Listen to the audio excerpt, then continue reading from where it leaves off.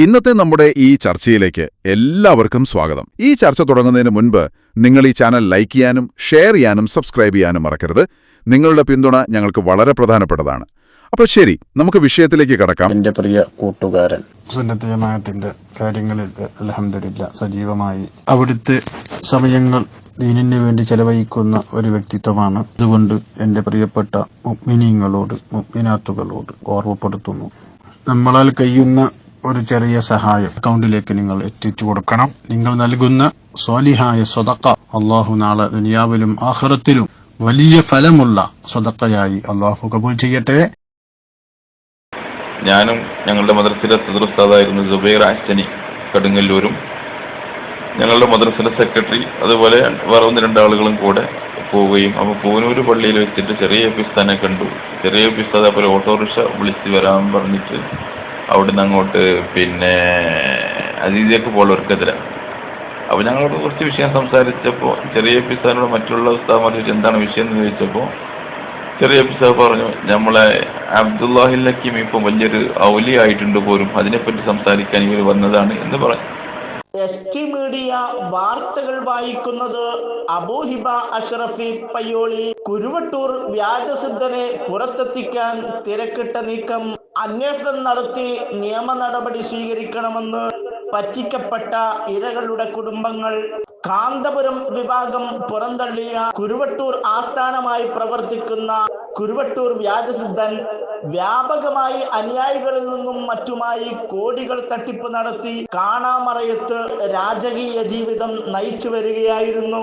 വ്യാജസിദ്ധനെ പുറത്തെത്തിക്കാൻ അനുയായികളുടെ തിരക്കിട്ട നീക്കം. വ്യാജസിദ്ധന്റെ തട്ടിപ്പ് വാർത്തയായതോടെ സോഷ്യൽ മീഡിയകളിലൂടെയും മറ്റും നിരവധി ആളുകളാണ് തട്ടിപ്പിൽ കുടുങ്ങിയതിന്റെ വിവരങ്ങൾ പങ്കുവച്ചത്. വ്യാജസിദ്ധന്റെ കോടികളുടെ തട്ടിപ്പ് വാർത്തയായതോടെ ജാള്യത മറയ്ക്കാൻ നേരത്തെ ഇവർ പ്രവർത്തിച്ചിരുന്ന കാന്തപുരം വിഭാഗത്തിനെതിരെ വ്യാജ ആരോപണങ്ങൾ ഉന്നയിച്ചുകൊണ്ടായിരുന്നു കഴിഞ്ഞ ദിവസങ്ങളിൽ പ്രതിരോധിച്ചത്. കാന്തപുരം വിഭാഗത്തിനെതിരെ ആരോപണം ഉന്നയിക്കുമ്പോഴും സിദ്ധന്റെ അനുയായികൾ സിദ്ധന് കൈമാറിയ കോടികളെ പുണ്യപ്രവർത്തിയായാണ് സിദ്ധന്റെ പ്രചാരകരായ ചിലർ പ്രചരിപ്പിക്കുന്നത്. റിപ്പോർട്ടുകളിലേക്ക് എല്ലാം കൊണ്ടുവരാൻ പറഞ്ഞപ്പോ വീട്ടിലൊന്നുമില്ലാതെ കൊണ്ടുവന്ന സയ്യിദുനാ അബൂബക്കറിന് സിദ്ദീഖ്. ആ പാരമ്പര്യം മശായിഖന്മാരെ അഹ്ലിനെ ഉണ്ടാവുള്ളൂ. നിങ്ങളുടേത് മുഴുവനും കൊണ്ടുവരൂ എന്ന് പറഞ്ഞാൽ ഒന്നും ഒഴിച്ചു വെക്കാതെ നമ്മളെ അടക്കം സമർപ്പിക്കപ്പെടേണ്ട ഹദറത്ത്, അതാണ് മശായിഖിന്റെ ഹദറത്ത്. അതിനതറിയാത്ത എന്നോട് പറഞ്ഞിട്ട് കാര്യമുണ്ട്. 3-ാം ക്ലാസ്സിലെ കുട്ടിയോട് ജിമാവ് പറഞ്ഞിട്ട് എന്ത് കാര്യം? ഒരു കാര്യമില്ല. എന്നിട്ട് ഓനെ ഒരു കുറ്റായിട്ട് കണ്ടെത്തിയ എല്ലാം ഓലെ മുമ്പിൽ സമർപ്പിക്കുമെന്ന്. അതാരാ സമർപ്പിക്കാതിരിക്കുക? അതുപോലെ വിജയമാണ്. അതുപോലെ പറയണ്ട, അല്ലെങ്കിൽ തന്നെ സമർപ്പിക്കപ്പെടും അവിടെ. പിന്നെ നമ്മൾ എന്നുള്ള ഒന്നും ഇല്ലല്ലോ അതിനവിടെ. മശായിഖന്മാർ പറഞ്ഞതല്ലേ, മൂപ്പര് പറയാം, എന്നിട്ട് ചെലവിലുള്ള ഇങ്ങോട്ട് തരും, ചിലപ്പോൾ അവൻ തരൂല. ഏറ്റവും അടുത്ത അനുയായികളിൽ ചിലർ ഈ പ്രചരണത്തിനെതിരെയും രംഗത്ത് വരാൻ തുടങ്ങിയിട്ടുണ്ട്. ഞാൻ ആഫിൽ ഉസ്താദിനെ ആദ്യമായി കാണുന്നത് ഏകദേശം ഒരു 9 വർഷം മുമ്പ് എൻ്റെ എളാപ്പാൻ്റെ വീട്ടിൽ ഗൃഹപ്രവേശനം നടക്കുന്ന സമയത്താണ്. അപ്പോൾ ആഫിൽ ഉസ്താദ് ഒരു വടിയും കൊണ്ട് ഒരു വീടിൻ്റെ ചുറ്റുഭാഗത്ത് കൂടെ ഇങ്ങനെ നടക്കുന്നുണ്ട്. അപ്പോൾ ഞാൻ അന്വേഷിച്ചപ്പോൾ പറഞ്ഞു അത് ശൈത്താനാട്ടാണെന്ന് പറഞ്ഞു. അങ്ങനെ എൻ്റെ വീടിൻ്റെ മുന്നിൽ വന്ന് എൻ്റെ എളാപ്പാൻ്റെ മകൻ അബ്ദുസമദ് അൻവരി വണ്ടി നിർത്തി ഉസ്താദാണെന്ന് പറഞ്ഞ് പരിചയപ്പെടുത്തി. ഞാൻ സലാം പറഞ്ഞപ്പോൾ ഉസ്താദ് സലാം മടക്കിയില്ല. അപ്പോൾ ഞാൻ അന്വേഷിച്ച് പറഞ്ഞു ഉസ്താദിന് സംസാരിക്കണമെങ്കിൽ ഓർഡർ കിട്ടണമെന്ന് പറഞ്ഞു.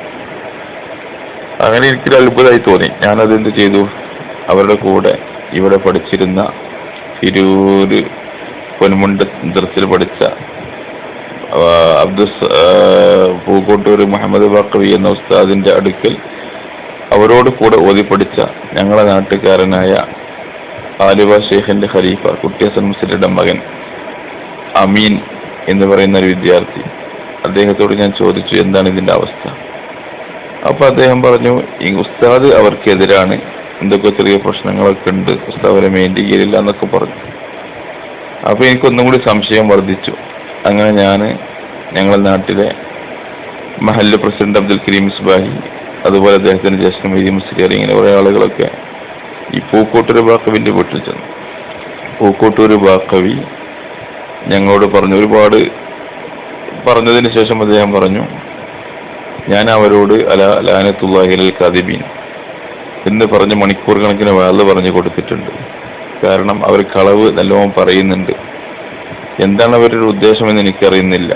നിങ്ങളവരുടെ അനുയായികളാണെങ്കിലും പിന്നെ എതിർക്കുന്ന ആളുകളാണെങ്കിലും എനിക്കൊന്നേ പറയാനുള്ളൂ, അവരുടെ പ്രവർത്തനമൊക്കെ ശരീഅത്തിന് വിരുദ്ധമാണ് എന്നാണ് എനിക്ക് പറയാനുള്ളത്. അവരിപ്പോൾ ഞാനുമായി ഒരു ബന്ധവുമില്ല എന്ന് പറഞ്ഞ അതിൻ്റെ അടിസ്ഥാനത്തിൽ ആണ് ഞങ്ങൾ പിന്നെ അവരുടെ രണ്ടാമത്തെ ആഫിൽ ഉസ്താദിന്റെ അതിനുശേഷം മോദി പഠിക്കാൻ പോയ കാന്തപുരം അസീസിയ കോളേജിൽ ചെറിയ എപ്പിസ്ഥാനെ കാണാൻ വേണ്ടി പോവുകയും ഞാനും ഞങ്ങളുടെ മദ്രസയിലെ സദർ ഉസ്താദായിരുന്നു സുബൈർ ആസ്റ്റനി കടുങ്ങല്ലൂരും ഞങ്ങളുടെ മദ്രസയിലെ സെക്രട്ടറി അതുപോലെ വേറെ 1-2 ആളുകളും കൂടെ പോവുകയും അപ്പോൾ പൂനൂർ പള്ളിയിൽ വെച്ചിട്ട് ചെറിയ എപ്പിസ്ഥാനെ കണ്ടു. ചെറിയ എപ്പിസ്ഥാദ് അപ്പോൾ ഓട്ടോറിക്ഷ വിളിച്ച് വരാൻ പറഞ്ഞിട്ട് അവിടുന്ന് അങ്ങോട്ട് പിന്നെ അസീസിയക്ക് പോലുള്ളവർക്കെതിരാണ്. അപ്പോൾ ഞങ്ങളോട് കുറച്ച് വിഷയം സംസാരിച്ചപ്പോൾ ചെറിയ എപ്പിസ്ഥാനോട് മറ്റുള്ള ഉസ്താദ്മാർ ചോദിച്ചു എന്താണ് വിഷയം എന്ന് ചോദിച്ചപ്പോൾ ചെറിയ എപ്പിസ്ഥാദ് പറഞ്ഞു, നമ്മളെ അബ്ദുല്ലാഹിൽ ഹക്കീം ഇപ്പം വലിയൊരു ഔലി ആയിട്ടുണ്ട് പോലും, അതിനെപ്പറ്റി സംസാരിക്കാൻ ഇവർ വന്നതാണ് എന്ന് പറഞ്ഞു. അങ്ങനെ ഞാൻ പിന്നെ കാറിൽ കയറ്റി ചെറിയ ഉസ്താദിനെ കൊണ്ട് അസീസിയിൽ കൊണ്ടുപോയ ടൈമിൽ ഈ വിഷയങ്ങളൊക്കെ സംസാരിച്ചു. ഞങ്ങൾ പറഞ്ഞു, ഞങ്ങൾക്ക് ഒരാളെ ഇകഴ്ത്താനോ ഉയർത്താനോ അല്ല, നമ്മളാളുകളാരും പെട്ടുപോകരുതല്ലോ. അതുകൊണ്ട് ബഹുമാനപ്പെട്ട ഉസ്താദുമാർ അത് തീരുമാനം പറഞ്ഞു തന്നാൽ നല്ലതാണെങ്കിൽ ഞങ്ങൾക്കും കൂടെ, ചീത്തയാണെങ്കിൽ ഞങ്ങൾക്ക് വിട്ടു നിൽക്കാം. അത് ആ ഒരൊറ്റ ഉദ്ദേശത്തോട് കൂടിയാണ് ഞങ്ങൾ വന്നെന്ന് പറഞ്ഞപ്പോൾ ചെറിയ ഉസ്താദ് പറഞ്ഞു, നിങ്ങളിൽ നിന്ന് സാമ്പത്തികമായി വല്ല ഇടപാടുകളും അവൻ നടത്തിയിട്ടുണ്ടോ എന്ന് വെച്ചു. അപ്പോൾ ഞങ്ങൾ പറഞ്ഞു ഇല്ല. അപ്പോൾ ചെറിയ ഉസ്താദ് പറഞ്ഞു, കാസർഗോഡ് നിന്നൊക്കെ അവന് പിന്നെ ചില ആളുകൾ വിസക്ക് പൈസ വാങ്ങി ഇവിടെ തെരഞ്ഞു വരലും മറ്റോ മറിച്ചൊക്കെ ഉണ്ടായിരുന്നു. അതുപോലെ ഏതൊരു ഹാഷിം തങ്ങൾക്ക് ഒന്ന് സമാജത്തിന്റെ ബാക്കി കുറച്ച് പൈസ കൊടുക്കാനുണ്ട്. ഇങ്ങനെയൊക്കെ പരിപാടികളൊക്കെ കുറെ തട്ടിപ്പുകളൊക്കെ നടത്തിയിട്ടുണ്ട്. അപ്പോൾ അതുകൊണ്ട് ആ ഒലി ഇതൊന്നുമല്ല, അങ്ങനെയൊക്കെ എന്തുണ്ടെങ്കിൽ എൻ്റെ അടുത്തേക്ക് കൊണ്ടുവരേണ്ടി എന്നൊക്കെ പറഞ്ഞു. അന്നത്തെ കാലത്ത് നെല്ലിക്കുത്ത് ഉസ്താദിന്റെ അടുത്ത് ഞങ്ങൾ പിന്നെ എറണാകുളത്ത് ബഹുമാനപ്പെട്ട ഉസ്താദിന് ഒരു ഓപ്പറേഷനൊക്കെ കഴിഞ്ഞൊരു വിശ്രമിക്കുന്ന ടൈമിൽ ഞങ്ങൾ മഹല്ല് ഭാരവാഹികൾ അടക്കം എല്ലാവരും കൂടെ കാണാൻ വേണ്ടി പോയപ്പോൾ ബഹുമാനപ്പെട്ട ഉസ്താദിന്റെ അടുത്ത് ഒരാൾ ഞങ്ങൾ ഈ വിഷയങ്ങൾ ഇങ്ങനെ സംസാരിക്കുമ്പോൾ ഒരാൾ പറഞ്ഞു, ഇതുപോലെ കാസർഗോഡ് ബഹുമാനപ്പെട്ട ആഫിൽ ഉസ്താദ് ഒരു വീട്ടിൽ പോയി നിസ്കരിക്കുകയും അങ്ങനെ ആ വീട്ടുകാർ ആ മുസല്ല ഒരു നിധി പോലെ ഒരു പുണ്യമായി സൂക്ഷിക്കുകയും ചെയ്യുന്നുണ്ടെന്ന് പറയുകയും, ഇപ്പോൾ നമ്മുടെ നാട്ടിൽ കണ്ട ഈ വിഷയങ്ങളും മറ്റും പൂക്കോട്ടൂർ ബാക്കവി പറഞ്ഞതും അതുപോലെ ചെറിയ പിസ പറഞ്ഞതും ഒക്കെ ഞങ്ങൾ ബഹുമാനപ്പെട്ട നെല്ലിക്കുസ്താദിനോട് പറഞ്ഞപ്പോൾ നെല്ലിക്കുസ്താദ് പറഞ്ഞു, അതൊക്കെ ശൈത്താനീയത്താണ്, അതൊക്കെ നിങ്ങൾക്ക് വഴുകാതെ ബോധ്യപ്പെടും. അതിന്റെ വേക്കിലൊന്നും വെറുതെ പോയി ഇങ്ങോട്ട് വെറുതെ ആളുകൾ പെടാൻ നിൽക്കണ്ട. ഇങ്ങനെ കുറെ പല തട്ടിപ്പേറും തരീക്കത്തരൊക്കെ ഇറങ്ങാറുണ്ട്. അതൊന്നും സാധാരണക്കാർക്ക് മനസ്സിലാകൂല. നിങ്ങൾ ഈ പോകുന്ന പോക്ക് പോയാൽ മതി എന്ന് ബഹുമാനപ്പെട്ട നെല്ലിക്കുസ്താദ് ഞങ്ങളോട് പറയുകയുണ്ടായി. വ്യാജസിദ്ധൻ അകപ്പെട്ട ജാള്യതയിൽ നിന്ന് മുഖം വെളുപ്പിക്കാനും കാശ് കൊടുത്ത് പെരുവഴിയിലായവരെ താൽക്കാലികമായി സമാധാനിപ്പിക്കാനും സിദ്ധൻ തന്നെ കാശ് കൊടുത്ത് പറയിപ്പിക്കുന്നതാണ് ഇതെല്ലാമെന്നാണ് ഇരകൾ പറയുന്നത്. പുണ്യപ്രവൃത്തിയായി പ്രചരിപ്പിക്കുന്നവരോട് ബാങ്കിൽ വീടും സ്ഥലവും പണയം വെച്ച് പലിശക്ക് പണമെടുക്കുന്നതിന്റെയും സ്വർണം കളവ് നടത്തുന്നതിന്റെയും ഉക്കുപണ്ടം പണയം വെച്ച് ബാങ്കിനെ കബളിപ്പിക്കുന്നതിന്റെയും ഇസ്ലാമിക മാനമെന്താണെന്ന് പൊതുജനം ആരായുന്നുമുണ്ട്. വ്യാജസിദ്ധന്റെ മുഖം രക്ഷിക്കാൻ താൽക്കാലികമായി ചില പ്രോഗ്രാമുകൾക്ക് പുറത്തെത്തിക്കാൻ ശ്രമിക്കുന്നുണ്ടെങ്കിലും കാശ് കൊടുത്ത് പെരുവഴിയിലായവർക്ക് ഇദ്ദേഹവുമായി നേരിട്ട് സംസാരിക്കാൻ സാധിക്കുകയില്ല എന്നതാണ് ഏറെ ആശങ്ക.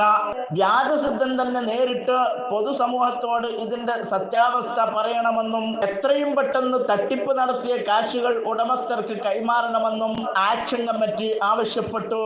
കേന്ദ്ര സംസ്ഥാന അന്വേഷണ ഏജൻസികൾ വ്യാജസിദ്ധന്റെ സാമ്പത്തിക ഇടപാടുകളെ കുറിച്ചും പ്രവർത്തനങ്ങളെ കുറിച്ചും എത്രയും വേഗം അന്വേഷണം നടത്തി നിയമ നടപടി സ്വീകരിക്കണമെന്നും ആക്ഷൻ കമ്മിറ്റി ആവശ്യപ്പെട്ടു.